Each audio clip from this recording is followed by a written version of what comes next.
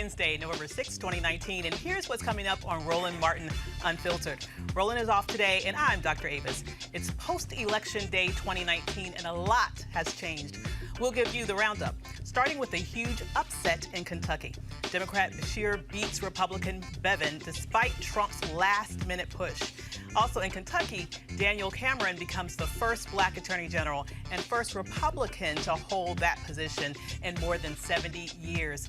Houston is headed for a mayoral runoff, and Pennsylvania has a blue wave. Also, Flint has a new mayor. And DNC President Tom Perez says the Latino vote is critical in the 2020 elections. We're going to be talking about that a little bit more deeply. Plus, remember, the woman who lost her job for flipping off the Trump motorcade, well, she just won an election last night. And an update to a story we brought you yesterday, Kansas City overwhelmingly votes to remove Martin Luther King's sign from a historic street. It's time to bring the funk on Roland Martin Unfiltered. Let's go. He's got it. Whatever the biz, he's on it. Whatever it is, he's got the scoop, the fact, the find. And when it breaks, he's right on time and it's rolling. Best believe he's knowing. Putting it down from sports to news to politics. With entertainment just for kicks, he's rolling. It's on go, roll, y'all. It's Roland Martin, yeah. Rolling with Roland now. He's funk, he's fresh, he's real, the best, you know he's Roland Martin now.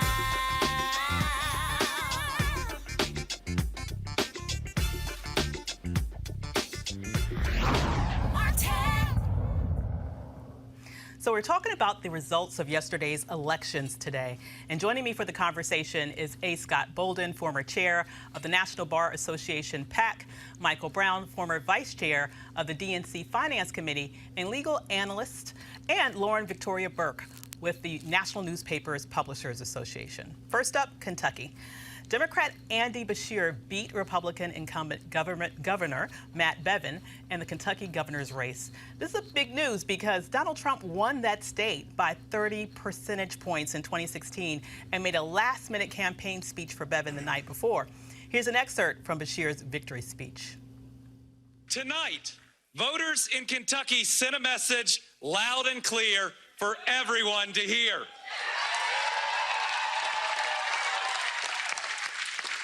It's a message that says our elections don't have to be about right versus left. They are still about right versus wrong.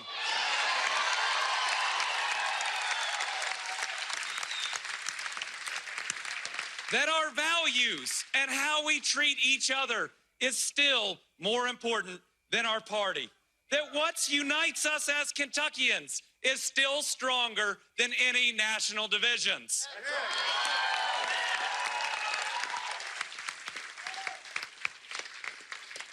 And tonight, I think we showed this country that in Kentucky, we can disagree with each other while still respecting one another.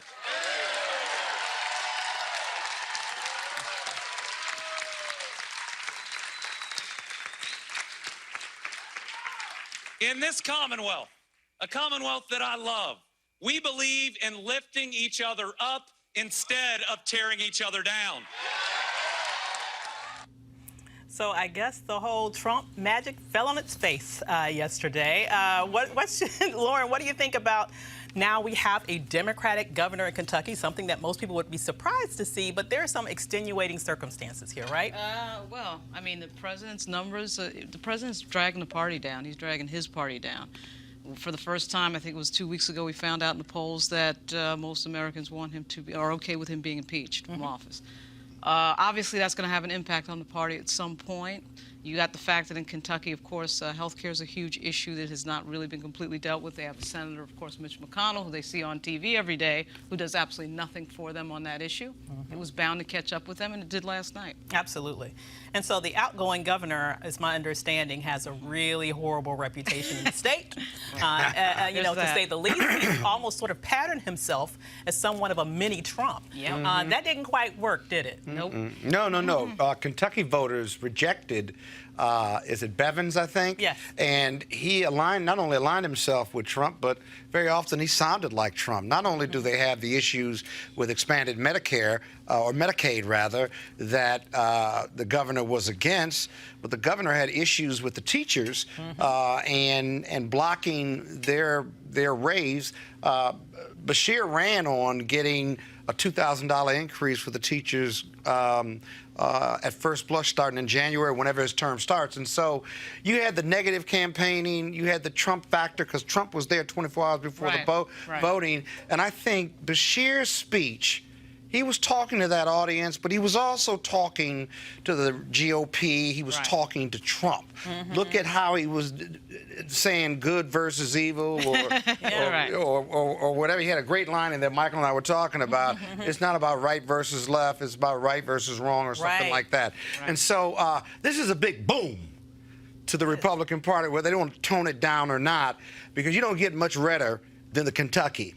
And Trump even linked the governor's race to his back. If you lose, if you don't vote for the Republican end, they're going to say that I failed. You can't let that happen. But, Mr. President, you certainly failed. Yeah, everything's always about him. What are your thoughts? His demise now. Absolutely. It's always to his demise. So what should the Democrats writ large take from this victory? Is there particular type of sort of talking points that Democrats across the nation should sort of begin to sort of put inside of their campaigns as we move towards the 2020 election?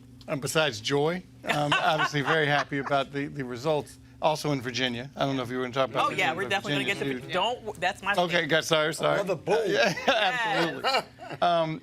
I think, what it says to the electorate and to the candidates in the 2020 on the Democratic side is really going super duper left the way to win. And because is it or is it not? I don't think it is.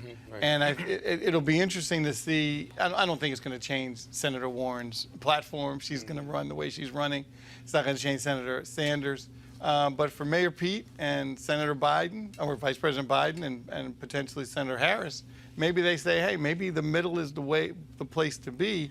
But there's so many different challenges with that. I don't know if I buy into, people won't be excited. The challenge for Democrats, and Scott knows, because I have to go back to when my father was chair, because he did it the right way. There's nothing wrong with having these aggressive primaries, but at some point, you got to cut it off. Yeah. One of the reasons Secretary Clinton lost was the Bernie people were still pissed at the convention. Oh, yeah. And that only gave Secretary Clinton two and a half months to battle 45. Absolutely. You got to cut. And what he did, remember, so people say, they begrudgingly came along even after that. And some never did. Some never did. Never Clintonites. You got to have the time to recover.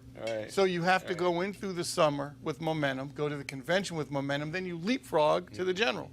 And you can't, and people can't use the argument, there weren't heavyweights. No, heavyweights. Harkin, Rockefeller, Gore, Clinton, Gebhardt, those are some heavyweights. Yeah. Yeah, but you're not suggesting that you run the same way in Kentucky a candidate would run in California, for example. No, but I think there are really only 5 states that matter. The Electoral College is the Electoral College. Clearly, so there's some toss-ups. I don't even put Florida in that, because Florida goes back and forth. Democrats have to get Pennsylvania back. There's no excuse to lose Michigan. And you got to win Wisconsin. You got to go to Wisconsin. You got to go to Wisconsin. And then if you get Arizona, great. But those you got to get that blue wall back. But what is exciting and so the to messaging, me, so then the messaging is more that middle of the road messaging, not the far left where everything's for free. But what's interesting to me is that this is Kentucky. And I feel like this is just the first in a breakthrough of really being able to flip the South. I think that if Kentucky can go down in this way, and I know it was just the governor and not all these other statewide positions, but I do think, are we that far away from being able to count Georgia as a possibility in a presidential election? Are we that far away from being able to count Texas as a possibility in a presidential election? I mean, really, are we that far away from even maybe being able to count Kentucky in 2020? This to me makes us think maybe we can broaden this map if we are strategic about really courting our base with half the fervency that Trump courts his base. What do you think about that, Lauren? I don't think it's a map broadener. I don't think that these moments really can be templated onto anything else, even though we would like to do that. I do think it's episodic. So it's the candidates you're dealing with on the ballot at that time on that election day. I don't think it translates into anything else. Of course, we've been talking about Georgia for a while. If you could fix voter suppression, you'd be okay there probably. I mean, we would have, Stacey Abrams in there today. So that probably should have happened. Texas, of course, is really contingent on how much we can get the Hispanic vote out there actually voting, and their numbers would tell you that that should have happened already. But once again, these are states where Republicans like to make it very difficult for people to register and vote, and come up with ways to block them here and there. So I don't think it's I do think it's the fact that this particular candidate, this particular time is very good, and you have this thing in the background. The backdrop of Donald Trump cannot be ignored. And I think that was a huge factor in this. And Trump drives that narrative. Yeah. And I do think that this narrative of Donald Trump, this negative narrative that he keeps driving to energize his base, whenever he talks about immigration, whenever he makes racist statements, whenever he lies, the 13,000 in the last 3 years, whatever that does to energize his base, that energizes the Democrats. Exactly. Because if you look at what happened in 2018, and 2019, it may be episodic, but it's a lot of episodes. and we're seeing a pattern here. Yeah, the turnout was amazing. That Dems, who are centrists in some of these red states, are making progress. They're getting just enough, maybe more than enough, in their elections, which kind of handcuffs them to how they lead, perhaps, because it's nice that they win. But if you take the House and Senate in the state of Virginia, those are really tight races that they won. Don't expect the far left, Bernie Sanders supporters and Elizabeth Warren supporters to be bringing forth legislation that's going to be far left, because they still have to manage that population. And that population, I think, in these states, Kentucky, Virginia, and a few other places, these are moderate Republicans. If you look at the Midwest and the South, respect and honor and integrity means something. They know Donald Trump's Republican Party is not their Republican Party. And some jump on board when they get energized and so forth and so on. But when you go far right, when you are Trump no matter what, and you make excuses for him, what you're seeing in the Midwest and the South is that matters to people who are on the GOP side in some of these moderate or centrist red states, if you will. And so it's important to watch it. We got to keep watching it. But, I think the Hispanic vote and the black vote on the Democratic side, if they treat them like they got some sense and really get them out and speak to their message, all of this is possible. We've already really quickly before we move on to the next one, Mike, you brought up this issue about the whole thing about going too far with health care. And what I find very interesting is now, Obamacare is as popular as it's ever been. The Medicaid exactly. Is it, does it make strategic sense to, in essence, say, chuck that and let's start all over? Well, after what happened last night, probably not. But, obviously you have to run all over the country. People have their own principles and their own values. But it just makes sense what Vice President Biden and what Mayor Pete are talking about is, yes, nothing wrong. If you Medicare, if you need it, it's there for you. But if you want to keep your private insurance, keep it. I mean, it's a more practical message. I get we want to make sure that everyone's taken care of, and obviously that price tag on Senator Warren's health care bill, I mean, it's enormous, and there's really no real answer except taxing the rich. I mean, I understand that's the easy thing to do. Democrats have been. Well, that's what she wants to do. I mean, we've been doing middle income. Right. I don't know how you do that. It's almost impossible. Well, we've been giving them a tax cut for quite a while. Take that back, and then she wants tax rates. Absolutely, and then she wants to add on extra wealth tax to billionaires. But let's move on to the next story. Also in Kentucky, Republican Daniel Cameron became the state's first black attorney general and the first Republican elected in that position for more than 70 years. Now, this is very interesting to me. Am I wrong to say a pattern here? And maybe I'm wrong, because I haven't really just counted the numbers on it. But it does, to me, seem like black Republicans running statewide tend to be a little bit more successful than Democratic Republicans running, Democratic black people running statewide. Am I wrong with that? And if so, what's going on? Are Republicans sort of giving those campaigns more support than Democrats are? Or is this just in my head? Sometimes. I mean, in a red state, whoever has the R next to their name is going to get the votes, period. And so Regardless black of candidate, yeah, regardless of race. So black candidate in a red state is probably going to get elected. And frankly, it gives white voters a rare opportunity to support somebody black in a party that is often accused of. Even if it's based on guilt. Right, exactly.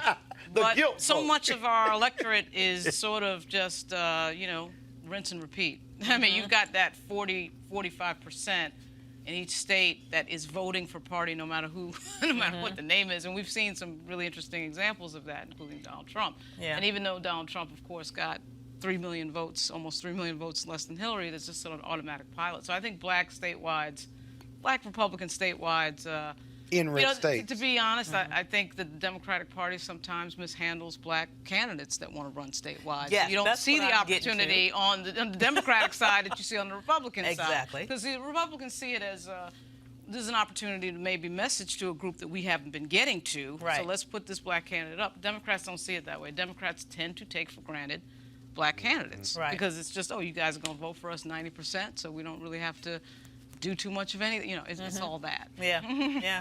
I think black Republican candidates are blessed by the GOP, that the messaging is to their GOP members in that state that we have blessed this black candidate. He's a strong candidate. It's okay to vote for him. And then they give that person all the resources. Now, with the black Attorney General for Kentucky, he was a former lawyer, general counsel for McConnell. That certainly doesn't hurt. Certainly doesn't. And it certainly doesn't help it certainly doesn't hurt his GOP bona fides. And while he supported Trump's anti-immigration plan and a few other signature issues that Trump has been promoting and speaking negatively upon, he embraced that enough, even though he didn't run as being more Trump-like than Trump did. I think that helped him a lot. I think the McConnell machine helped him a lot. I think all of these cases are case-by-case basis. It's interesting that healthcare, teachers, education, in this big blue wave yesterday, were not only local issues, but national issues. Yes. So when the local issues match up with the national issues, then the Republicans want you to be pro-Trump, and they have a messaging system they want you to follow.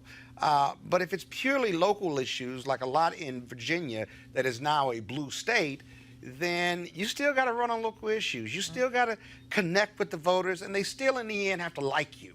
They have to still want to have a beer with you. And some of the upsets we saw yesterday was just hard, on the ground campaigning and connecting with people, the Somalian candidates and some of the other jurisdictions. Right. And so I still think all politics is still local in the end.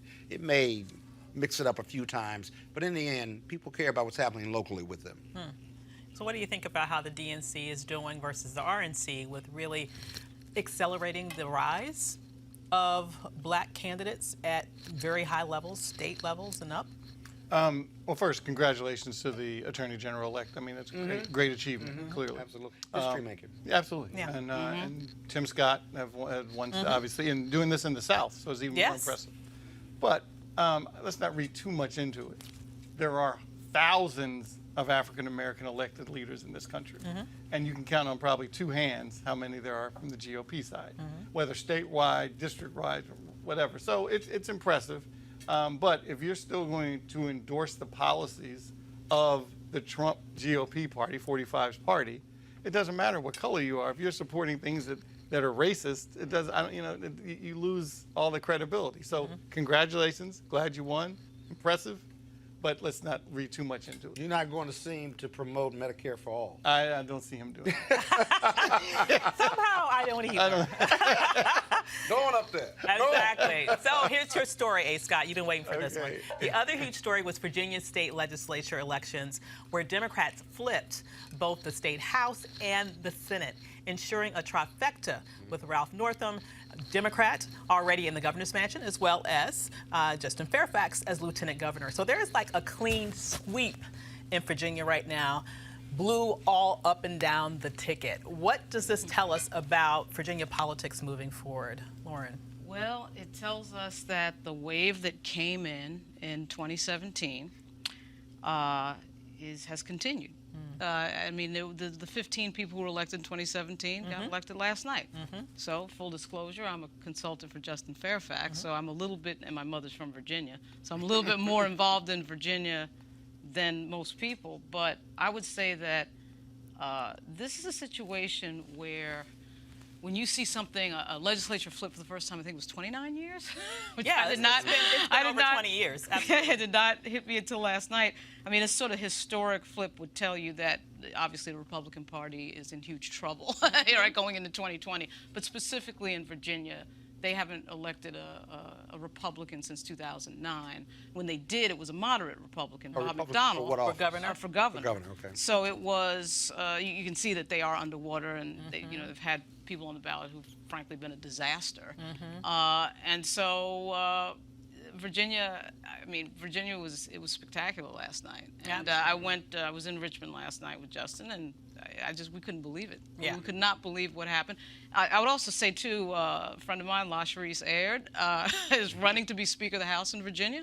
Be a black Speaker of the House, of course, the first in history in the Commonwealth. That'd be very exciting. She's going up against some folks that are a little bit more senior, but who cares? She should go for it. And we'll see what happens. I just think I'm a little bit dizzy, as you can tell, just thinking about the 29 years is awesome. Yeah, it is. It is pretty amazing. But I think what it shows globally, even though I do think these things still are episodic, is that the Republican Party is in trouble. They do have to have a realignment related to the fact that Donald Trump has taken them in directions that I think a lot of them didn't want to go. And when you see people like George Will leaving the party and that type of thing, and nobody's really addressing that, and of course the president is on the brink of being impeached, the party is going to have to look itself in the mirror at some point.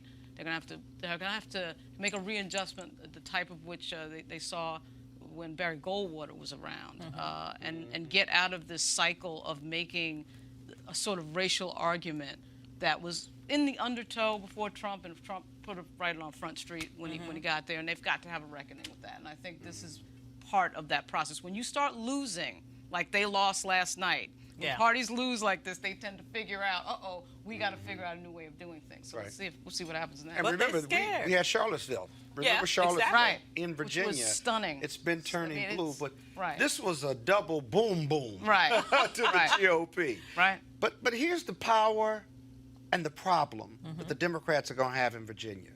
The power is that they control all three houses, right? Right. They may be the 28th or 29th state to endorse the ERA, even though that extended itself, or they gave a 1982 limit on it. The House and the Senate Dems at the federal level could certainly reverse that, and then the ERA, equal pay for men and women, would be there. The gun control laws that have always been held up may have an opportunity to pass now, which they ought to be certainly looking at it. And the other issues, whether it's education or health care, they expanded Medicaid with the help of your client, for sure. He gave the deciding vote. And so the power is there. That being said, how far left can they go? Because, again, these were centrist Democrats that were there. They've got to represent a population that's a moderate Democrat, and most of them are moderate Democrats and Republicans. The problem, what does this mean for next year when the governor's race, lieutenant governor's race is up? Who runs? Does Terry McAuliffe run? 2021. 2021, I'm sorry. What does this do for 2 years, in 2 years? The other thing is this. The GOP's been in power for 25, 26 years because the House Virginia Dems are going to do the voting, Redistricting. the redistricting. Yeah. And historically, the Republicans have gerrymandered the mess out of it, where it's diluted the black vote. The Supreme Court agreed, actually, and so they got to go back to the drawing board. So you have all these moving parts. The Democrats have the power, but they've got to do it the right way. And these elections in 2021 are going to be a test for the Democrats. Do they keep control of all three houses, right? And match up with the interests of those Virginia voters who took a shot with them over the GOP, or do they make history in 2 years if they remake their party and take one of those houses back. It looks like they got 55-45 in the House and it's 21-19 in the Senate. The House being 55 is a little That's bit pretty good. surprising. He had to probably keep that a few cycles. Yeah, but the Senate is only 2 races. And so we got to be careful. The Democrats can rush in and say, we're going to do all these things, but they got to be careful because they have to, as Nancy Pelosi tried to protect her moderate Democrats for the majority in the House, the Virginia State Dems have to do the same thing. And so we'll just have to keep watching. Here's the thing that gets me, though. When Republicans take power, they take power. They don't worry about nothing, right? I know, right? And they make what they want happen. And part of me wants to say, bump that. We have power. Right. And there are things that we want to do that your constituency voted for you to do, and now is the time to do it instead of walking around like a little mouse and you're afraid to do what you were elected to do. That, to me, is probably a risk of a turnoff for people in that direction. Yeah, but the Dems they always want to win the debate, and the Republicans want to win the vote. Yeah, which is, Gangster we got to like get or over not. that. We got to get over that. Got to get over that. I think you're right about that. Yeah. I think they ought to go for it. But at the same time, I do think there's going to be some concern. Can they maintain? Because the power is to maintain it. Right. Well, Mike, here's the thing. Now, we know that, as was mentioned, this is such a cataclysmic change because they were running under district lines that were drawn by Republicans. So they really had to overperform in terms of turnout, in terms of the electoral size of victory in order to be able to take over the Senate and the House. Now, they did this despite the fact, you had Trump in Kentucky, but you also had Pence in Virginia. And still they lost, right? The Republicans lost. So what do you think? Do you think that we're maybe underestimating how blue Virginia really is right now? Well, it's like anything else. The results are what matter. You really aren't blue until you're blue. Right. And now that you're blue, now you can act like you're blue, to your point, to use the power. I just find what's happening in Virginia very interesting. It's both with suburban Maryland and Northern Virginia. It's almost becoming, and I know the folks down in Tidewater don't want to hear this, but the tail that's wagging the dog is Northern Virginia. That's true. And it's just changing so much. The population is exploding. It's diverse. Yes. And it's more than the rural votes can catch up on. And frankly, it'll be interesting to see over the next 5-10 years where the candidates come from for statewide office in Virginia. Where they're coming from Northern Virginia or from Richmond, which is certainly fine, where they've come from traditionally. Doug Wilder, obviously Richmond. But Northern Virginia, suburban Maryland are just reaping the benefits of diversity and population. Yeah. And it's going to be interesting to see how it And continues. activism. The And Dems are voting. very active. They're voting. Northern Virginia lost their last Republican in this area, Tim Hugo. Was it Fairfax? No, Tim Hugo. Was he in Fairfax? Yeah, I think no. Oh, he wasn't? Yeah, no, he might have been. I'd have to look at the So I map. wonder what the NRA is going to do now that they're in Fairfax. They're going to move? But yeah, how about that? The snow's not going to get plowed? Right. But basically, They were outspent in this yesterday. They were. The NRA for was these outspent. elections. They were outspent for the first time That's rare. in forever. So maybe they took it for Absolutely. granted, maybe they didn't, but they got outspent and they lost. And One watch last these thing. gun control laws move. Absolutely. And Well, one last Dr. thing Before about your last the, thing, what I find interesting too is Yeah. with all the drama that happened with the governor, It meant lieutenant governor, nothing. attorney general, they It meant overcame nothing. all All of of that. it. Right. And All not of it. only that, Ralph Northam now is in a more. This is what happens when people rush. Don't wait, The right? judgment? So the whole. Well, actually, I think the talking head class believed, right? Oh my God, this is going to affect the elections. Well, it didn't.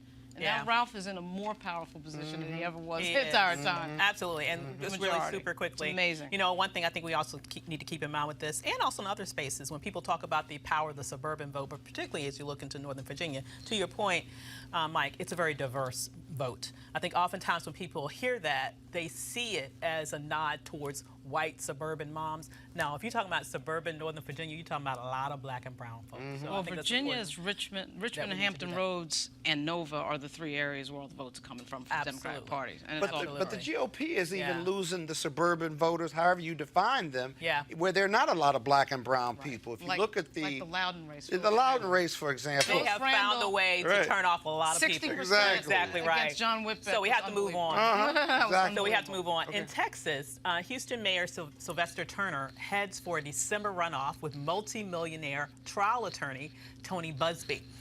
And in Michigan, Monique Owens makes history by becoming the first Black mayor of East Point. Owens is a former Detroit Police Department officer, 11-year sheriff's deputy, community volunteer, and was a member of East Point's City Council. You know, these two mayoral elections we were talking about before statewide, but local politics is critically important, right? I mean, some people would say the closer that it is to you, the more important it is. So, you know, as we're seeing these close elections, but also these victories around the nation with Black elected officials, it's really great to see this local power rising up. And once again, in these very diverse areas. What are your thoughts about where we're going now in terms of growing Black political power at the grassroots level and a little bit up from there? Well, local politics, of course, is everything. I'm not really versed on this specific race. It's not something that I've followed, so I'm going to let Scott Well, talk. what's interesting about the East Point race is that she was an incumbent who had served on the city council. That's the first thing. And secondly, what's interesting about East Point is that it's one of the few areas where DOJ has gone in and said you have to redraw your maps because you put all the African American voters in one part of East Point, if you will, and you have to redraw those lines. And DOJ has been aggressively prosecuting that claim. So that's a district that has to be redrawn. It said that African Americans could never be elected. Well, her race in East Point as the new mayor kind of throws a wrench in that, but that only focused on the city council races. And so we'll have to continue to look at that. But you remember all those local races we lost under the 8 years of Barack Obama? And we did lose them, right? Yes, we did. In the last, since the Republicans doing 2016, we've won a lot of those local races back. And once we win those local races back, the real tsunami that it feels like, blue wave in 2020, feels like it's very realistic. You gotta remember, the president only won by 66,000 votes to get those electoral votes in those 3 states. That was Michigan, Pennsylvania, which is unheard of, and then Wisconsin. And so as we pick up these local races, you gotta believe. See, Trump can't grow from 40%. So the way he energizes his base is he wants more of his base to vote because he's not getting votes from the independents. Right. He's not getting votes from conservative Democrats. He's not getting votes from anybody else. And so he has decided to try to grow within that 40%. Right. All the Democrats have to do is vote. Right. And they have to vote not for a third-party candidate. Got to keep those out. And the Democrats have to vote in overwhelming numbers. That's Black women, Black people, and brown people. It doesn't look that hard. But we got to do our job as Democrats. And if we don't do our jobs, then the possibility of Trump's reelection comes into play. Yeah, it's about energizing that vote, right?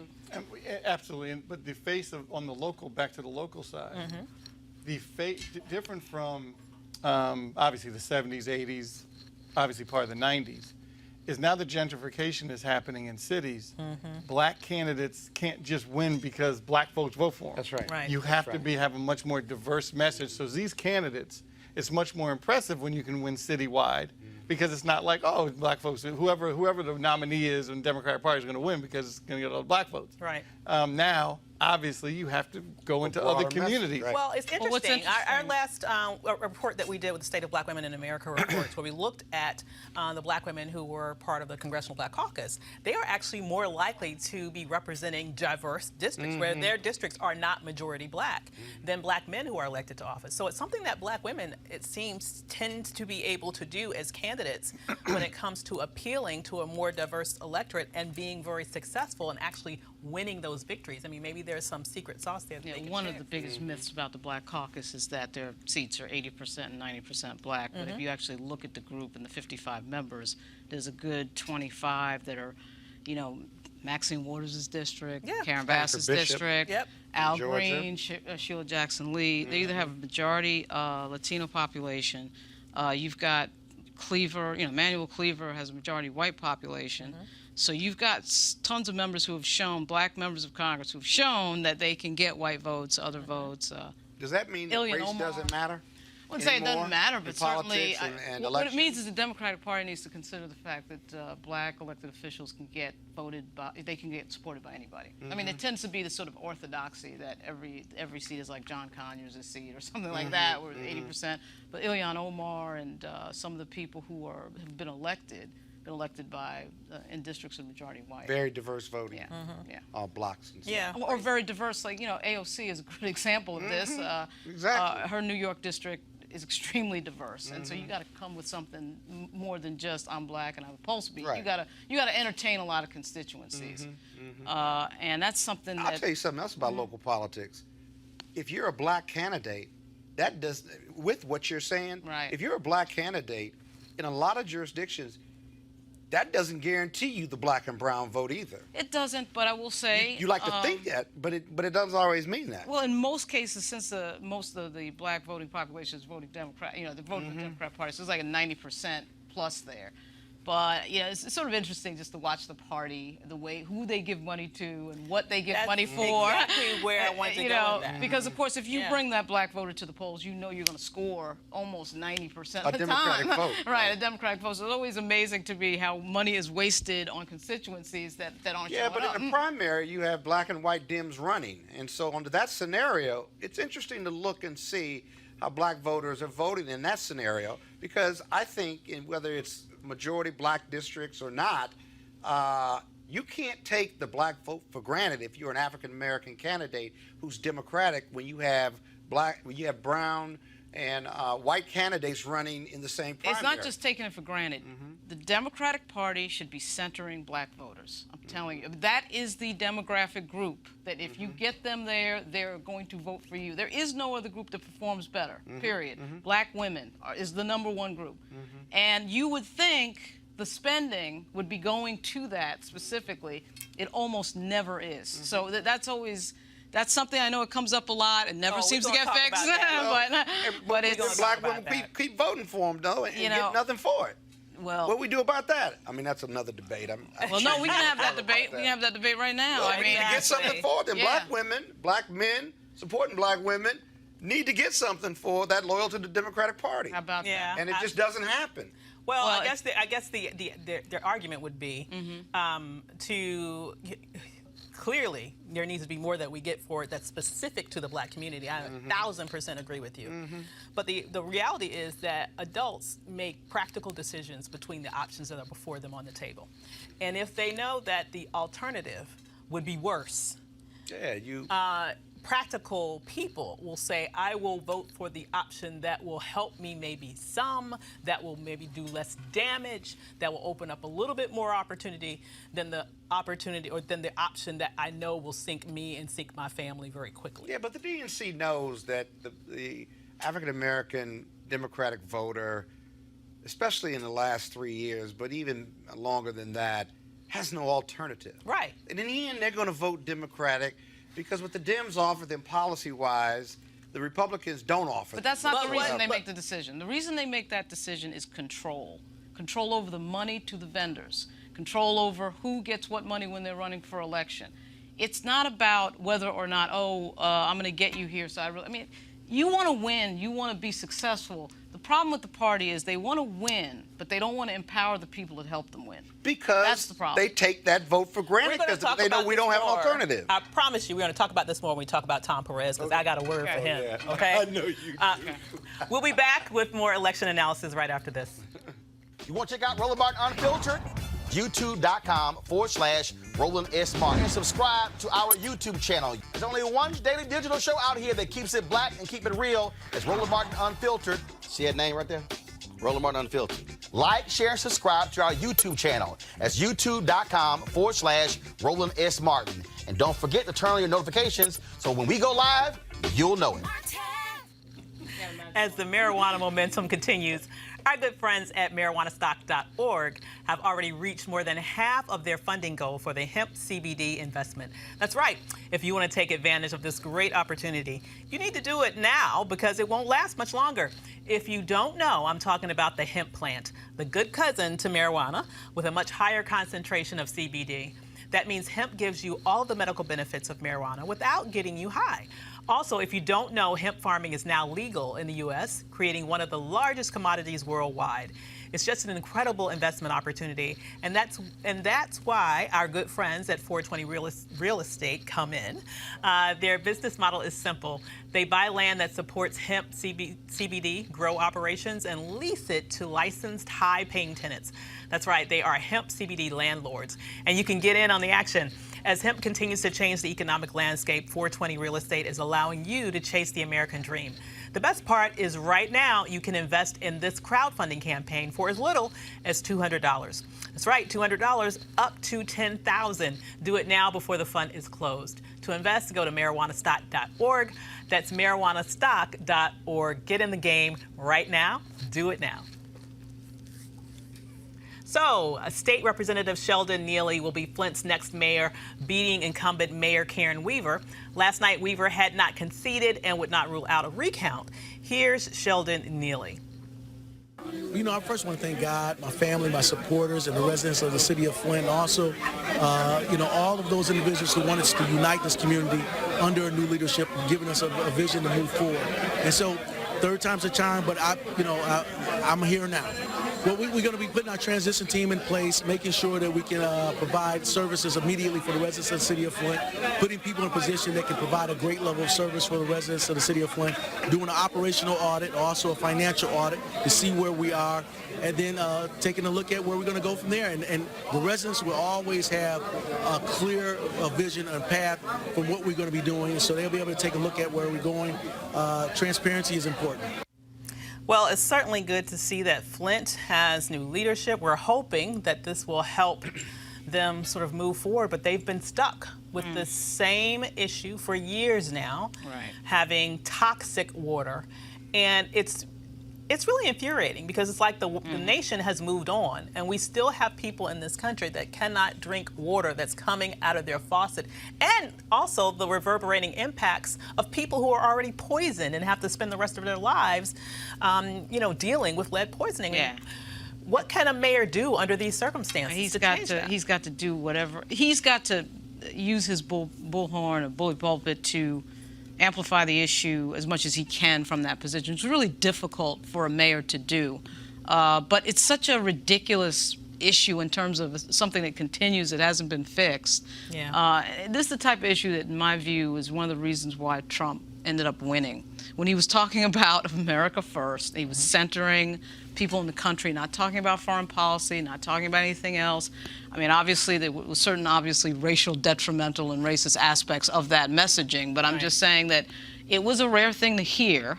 And this is when you see an issue like that, you say to yourself, well, why is it that we can send billions to other countries and we can do all these other things, but we can't get the water right in a city in the United States? So it's going to be difficult because obviously all the oxygen in politics goes to Donald Trump every day on cable news, so it's difficult, but I think that's what he's going to end up having to do, Mayor-elect Neely. Not only do we not get the water right, we send the governor of that state who oversaw this travesty, this human rights atrocity, he gets a Harvard appointment somewhere. Yeah. Must be nice to be a white boy in America. Oh, gosh. It's amazing. Don't get me started. Why are you looking at me?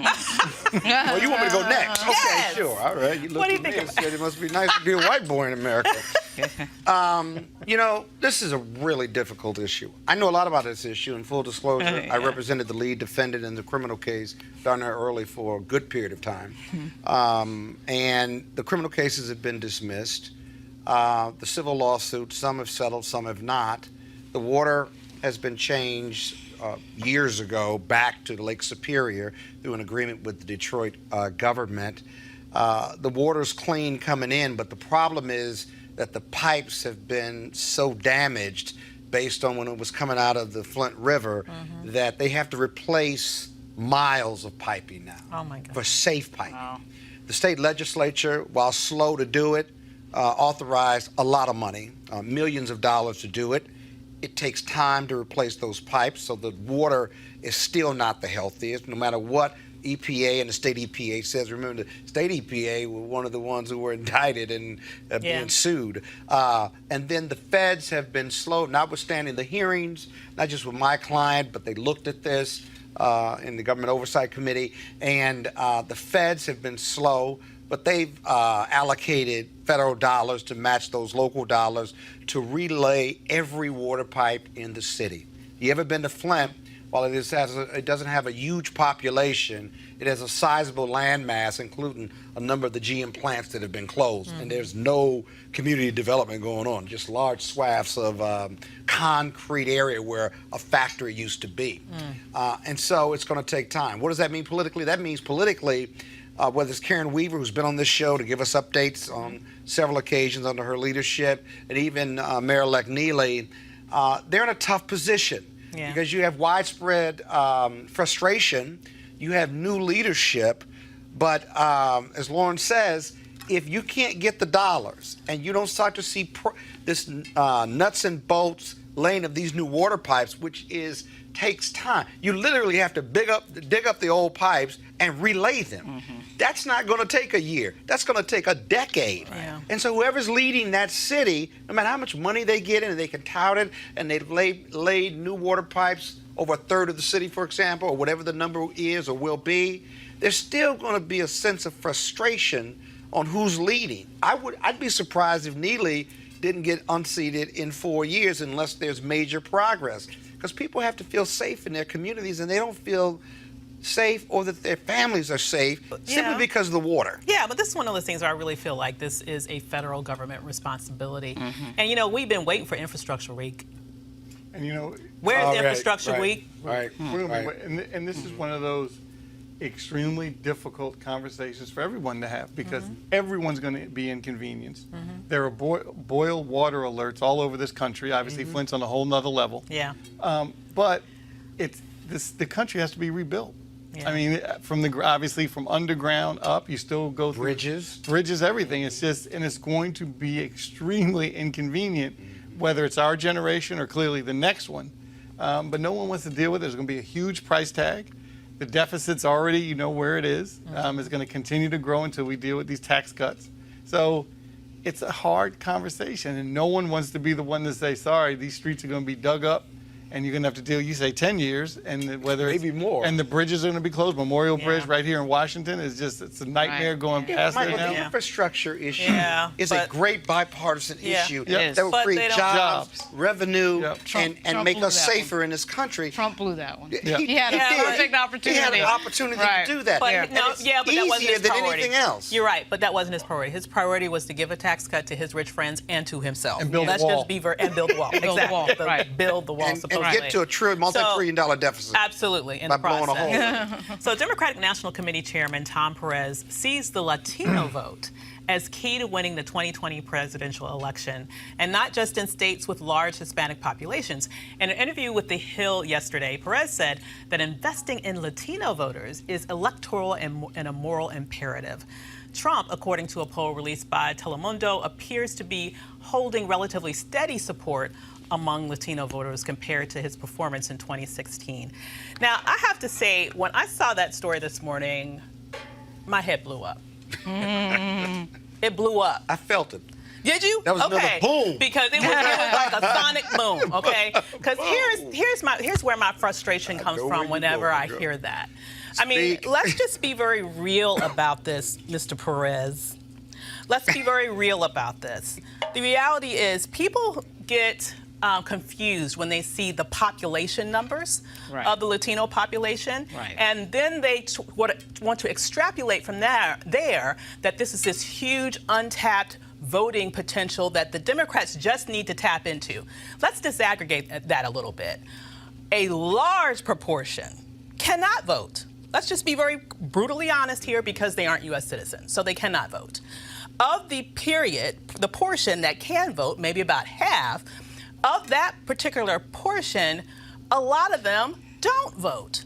Latinos have an absurdly low turnout rate when it comes to actually getting to the polls. I think the last election, the last polls that I saw on that, and it was mentioned in that article, it was like under 30%, okay?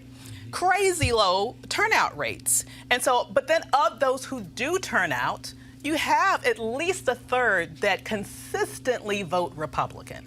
And so when I'm thinking about where is your best dollar to be spent, which you might want to start raising more dollars, Mr. Perez. When you're talking about spending the dollars that you do have as a DNC in terms of really energizing the vote in the next election, it makes just gobs more sense, particularly in those states that we need to win, in Pennsylvania, in Michigan, in Wisconsin, where you have a Philadelphia, where you have a Detroit, right? Where you have a Milwaukee. It makes so much more sense to really focus on energizing and getting out, maximizing the black vote, which already naturally votes more than the Latino population. Even in the 2016 election, where our voter turnout went down, still about 60% of voters, black voters, actually voted. So we understand the importance of voting. Voted Democrat, Overwhelmingly. And we vote 90% plus Democrat. So if you're just talking about more bang for your buck, I don't want to hear this stuff about the best untapped resource. No, the best untapped resource is the lack of investment that you're putting in the black voter, who is the most likely demographic to actually get you into office. So that's what I wanted to say to Mr. Perez today. Yeah. What do you think? Well, after that. Well, it's everybody sort of fooling themselves into Hispanics are the biggest minority group in the United States. It's 16%. Fastest growing. Blacks are 12%. So hey, let's go. But you're right. There's two issues there that never seem to get fixed. Every time we talk about this, we talk about every election cycle it comes up. We hear the same thing. Barack Obama did his whole thing trying to court specifically Hispanic voters, and to some extent it worked. But then you look at the actual stats. Right. You look at the actual who is voting for who, and who is voting for who is not only are their numbers low with regard to actual turnout, but when it comes to voting for the Republican, they voted in droves for Trump, which was a big shock to everybody. And I remember talking to former Congressman Luis Gutierrez of Chicago about this, and he broke it down for me. Obviously, in every ethnic community, there are subgroups that do different things. So the Cubans do this, the Puerto Ricans do that. I get it. It's all good. But at the end of the day, I mean, the Democratic Party is putting this huge investment into outreach to the Hispanic voters and not getting the return on the investment, not getting the ROI, and they know for a fact, I don't care what anybody says, it all comes down to money. When you were doing outreach to black voters, you were paying black consultants. You were doing outreach to the black community organizers. You're going to the churches. You're going to the people who, we have a few consultants in Virginia where they are specializing in doing outreach to black churches, and seeing who can do that outreach correctly. That means you're paying those consultants and you're paying those people. That money's getting funneled into that. I don't care what anybody says. The Democratic Party has a problem if they use black consultants. Using black consultants. Use black consultants. And that is the reason why they do not center black voters, because it forces them to center black consultants. That's what I think it is. You guys talk to me about what you think it is. 3 years ago, they sent white consultants into the black community. What they do is they pay white consultants, and the white consultants subcontract to black consultants a pittance compared to what they actually get paid for the black consultants to do all the work. So, Doc, I'm going to take a small exception. I read the piece on that interview. From a leadership having led a state party before, I read it a little differently. He was asked about the Latino vote and how important it was. And my take on his interview was he wasn't talking about the Latino vote to the detriment of any other group. It feels I'm looking like at what that. he did. No, I'm not talking about what he's implying. I'm talking about their actual behavior. I got you. But in that article, all the things that you raised as a detriment, that was discussed in that piece. And I think what Tom Perez, in the end, was talking about was that the Latino voters have been taken for granted. Yes, the 25% vote for GOP, but he was saying that they are an untapped resource, and we need to invest more to get the maximum out of the Latino vote, especially the Latino Democratic vote. That's not to the detriment of anyone, but the realities of what you two have described, he described as well, and said we got to do better with it. Let me ask you this. When have you heard him center the black vote in that same way? Well, I'm sure he has. When have you seen do an interview on it right now. No, when have you seen it? Some of that is the media problem. He has no choice but to center on the black vote. He can't win without, okay, watch this. He can't win without the black vote. Can he win without the Latino vote, given those challenges? Yeah. Well, if he's thinking about the Obama coalition, the answer is actually no. Okay. But unless you get a lot of young people out that typically don't vote. What he's saying really is that we need that tent of Latino Democratic voters. We need to tap them. It's difficult. Some go Republican. It's a language barrier a lot of times. There's an immigration barrier. Got it. But what he's saying is that they could make the difference if we could tap them and get them out the vote. And they've been talking about this for years. And I don't have a problem. You know, I don't have a problem with him talking about that. Right. So long as he talks about it, he's not talking to the detriment of Black Democratic voters who have made up the bulk of the Democratic vote, because white Americans, white voters, have never supported the Democratic Party and the presidential Democratic nominee in the last 25 years or more. Absolutely. Since Lyndon Baines Johnson. They haven't won. The majority of white men and women. So they've left the party. Yeah. So he certainly needs the black vote. And I think what he's saying is we could be even stronger if we tap into the Latino Democratic voter. That's what I said. My reading was that was his priority. But your thoughts on it, Mike? I'm sure he's under a lot of pressure from, as you mentioned, the vendors. Yeah. And the Latino political class. Yep. They're like, if you don't put us at the table, who will? And they know the numbers. Obviously, you said it was 16% on what the Latino population is? Voted for Trump. I think No, 25%. I'm sorry. In terms of total turnout? Latino population. 16% of the population. All right, so then you whittle that down to how many can vote. So let's say it's 8%. And then of that 8%, you got to whittle that down to what? 5%. Right. Most likely voters. Or most likely voters. So obviously it's a small number, but the pressure he's probably getting is if you don't put us at the table and help create these vendors that were trained and understand how the politics system works and how the party apparatus works, because if that's the pressure he's under from his folks, right, and no dissimilar that what my father kind of pressure he was under. However, he knew how to do it on his own. Right. He didn't need to feel the pressure. He knew he was going to do that. Right. And I'm not suggesting Chairman Perez wasn't going to do the same thing. right. And that's the challenge. Is you have if there's a labor chair, I don't want to make it about race. If there's a labor chair, labor is going to say we need more seats at the table because you're one of us. That's right. It's just the kind of politics. Some of this dynamic. too is the money piece in terms of not so much Latino voters, but in politics where you get because this to me sort of reminds me of what happens with white women in terms of their Absolutely. coalition. They sit up there and vote 51% for Trump, and then all of their issues are prioritized. So 53%. NARAL, you know, Worse. all this. We're always hearing about NARAL and all these groups. Okay, fine, and then they vote 51%. It's like, but we're constantly talking about their issues, and then when you look at, you know, who supports you, who gets you over the line in so many states, who wins that election for that U.S. senator, it ends up being African Americans, you know. And so it amazes me. But some of this too, to your point, is that there is this big media organization asking him that question, right? Putting that pressure on, and you know. That's why we have Roland Martin Unfiltered, so we can have these moments where we question these people and prioritize our issues. Here's you point. I just want to continue a point that you made that I think is very important before we move on. You talk about the policy issue priorities, and that's another pet peeve of mine as it relates to this issue specifically. Not only are we not, as a community, getting the investments that we should to this party that's proportionate to what we give back to this party in terms of voting, but just in policy priority. You know, it's been very frustrating to me to watch all of the debates that we've had thus far. Now, this also, I think, has a lot to do with there is a media infrastructure in the Latino community. And I'm not going to begrudge them that. I think that's wonderful. But there's always like a Telemundo voter, journalist there who's asking questions that center the needs of the Latino community.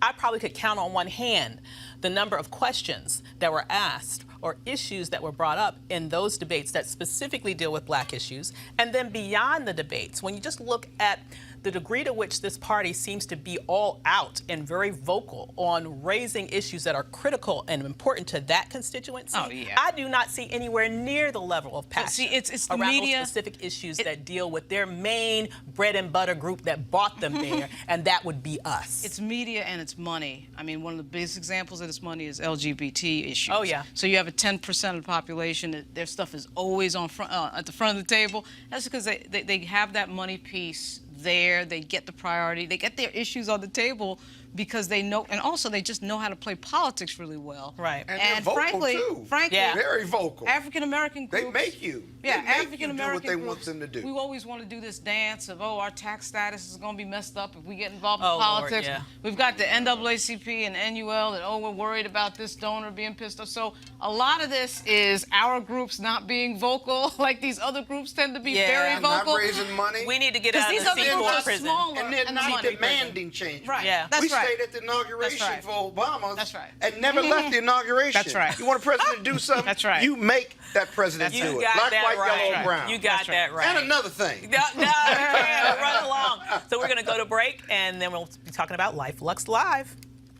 You want to support Roland Martin Unfiltered? Be sure to join our Bring the Funk fan club. Every dollar that you give to us supports our daily digital show. There's only one daily digital show out here that keeps it black and keep it real. It's Roland Martin Unfiltered. Support the Roland Martin Unfiltered daily digital show by going to RolandMartinUnfiltered.com. Our goal is to get 20,000 of our fans contributing $50 each for the whole year. You can make this possible. RolandMartinUnfiltered.com.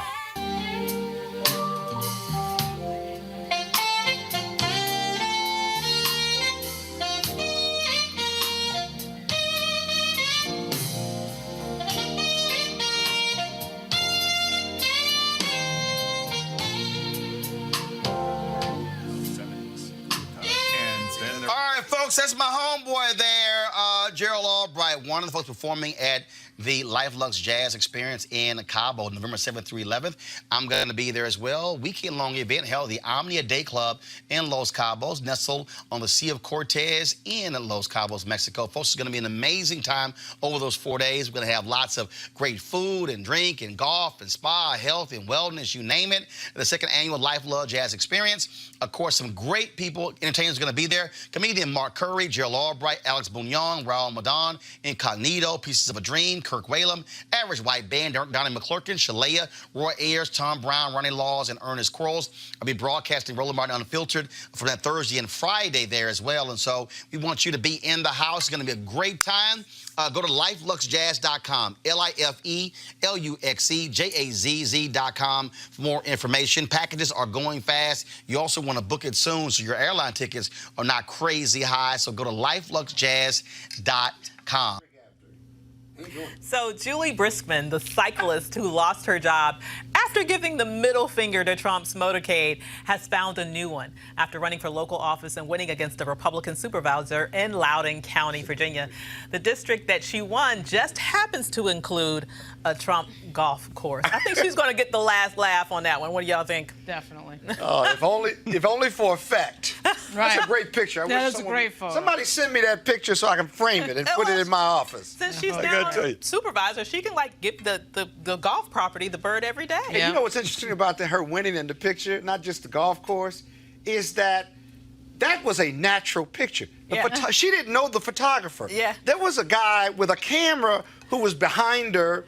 I can't remember what he was doing, but he just happened to take the picture. And he posted it on the internet because the limousines were going by, and she got the finger up.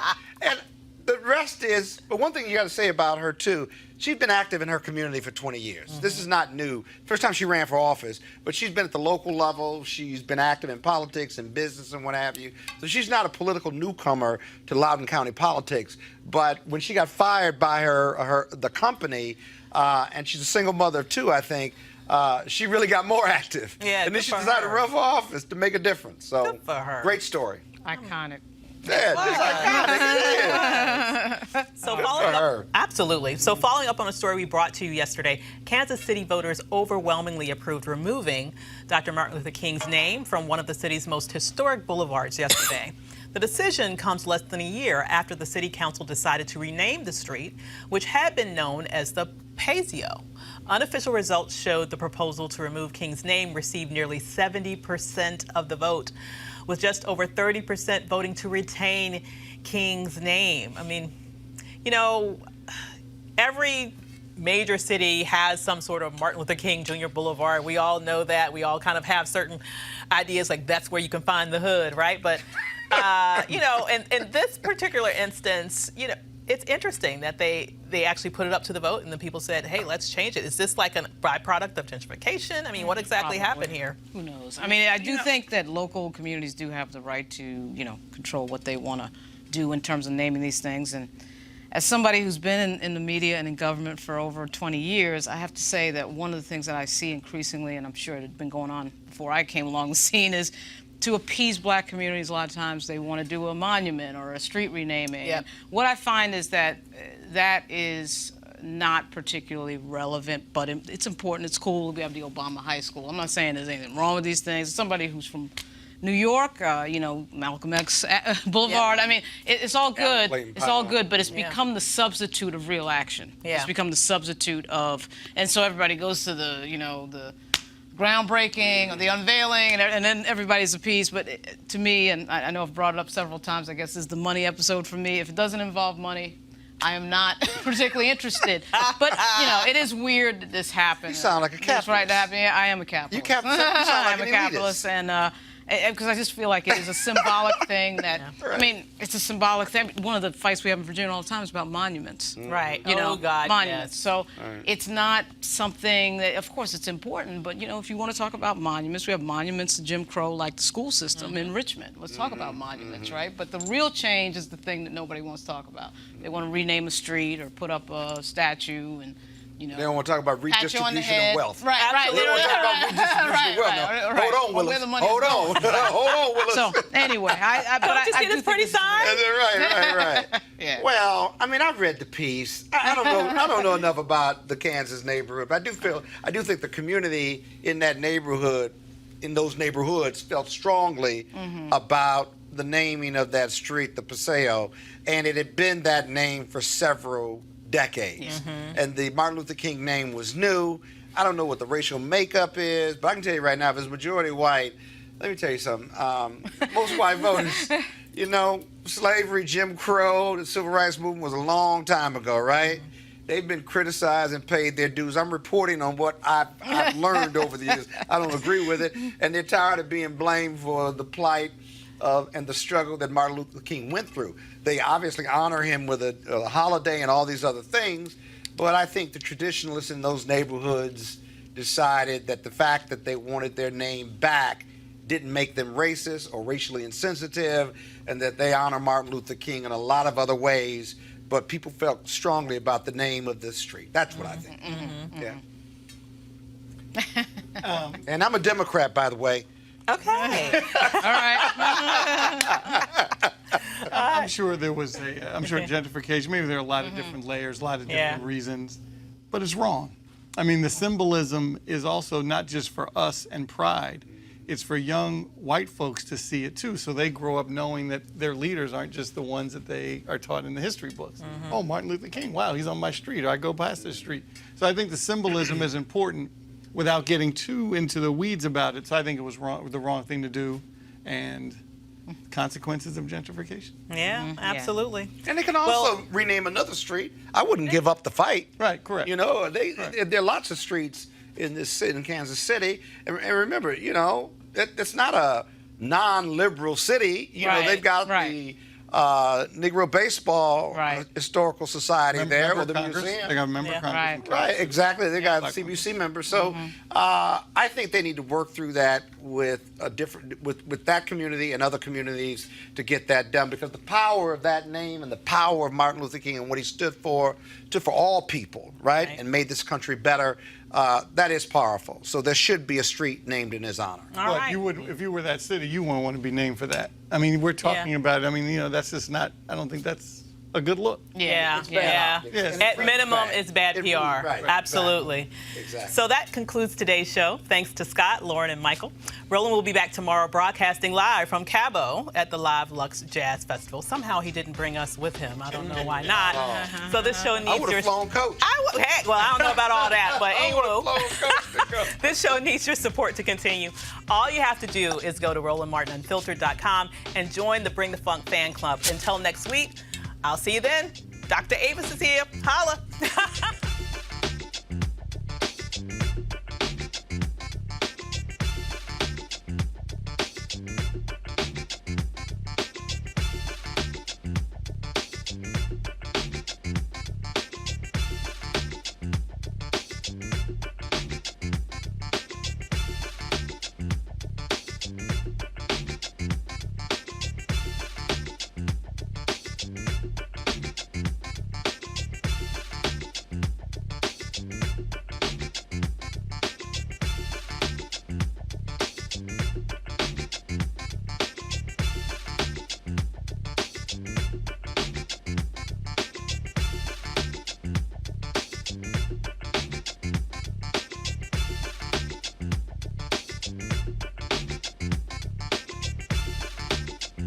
You want to check out Roland Martin Unfiltered? YouTube.com/Roland S. Martin. And subscribe to our YouTube channel. There's only one daily digital show out here that keeps it black and keep it real. It's Roland Martin Unfiltered. See that name right there? Roland Martin Unfiltered. Like, share, and subscribe to our YouTube channel. That's YouTube.com/Roland S. Martin. And don't forget to turn on your notifications so when we go live, you'll know it. You want to support Roland Martin Unfiltered? Be sure to join our Bring the Funk fan club. Every dollar that you give to us supports our daily digital show. There's only one daily digital show out here that keeps it black and keep it real. It's Roland Martin Unfiltered. Support the Roland Martin Unfiltered daily digital show by going to RolandMartinUnfiltered.com. Our goal is to get 20,000 of our fans contributing $50 each for the whole year. You can make this possible. RolandMartinUnfiltered.com. Hey fam, want to check out Roland Martin Unfiltered? The blackest show on all of digital, cable, and broadcast. Check out our audio podcast. There's only one daily digital show out here that keeps it black and keep it real. It's Roland Martin Unfiltered. Press play. Hey everybody, this is your man Fred Hammond, and you're watching Roland Martin, my man, Unfiltered. Hi, this is Essence Atkins, and you're watching Roland Martin Unfiltered. Hey, yo, Peace World, what's going on? It's the Love King of R&B, Raheem Devon, and you're watching Roland Martin Unfiltered. Hi, my name is Brescia Webb, and you're watching Roland Martin Unfiltered. Well, I like a nice filter usually, but we can be unfiltered. What's going on? This is Tobias Trevelyan, and if you're ready, you are listening to and you are watching Roland Martin Unfiltered. What's up? I'm Lance Gross, and you're watching Roland Martin Unfiltered. Hi, this is Cheryl Lee Ralph, and you are watching Roland Martin Unfiltered. I mean, could it be any other way? Really? It's Roland Martin.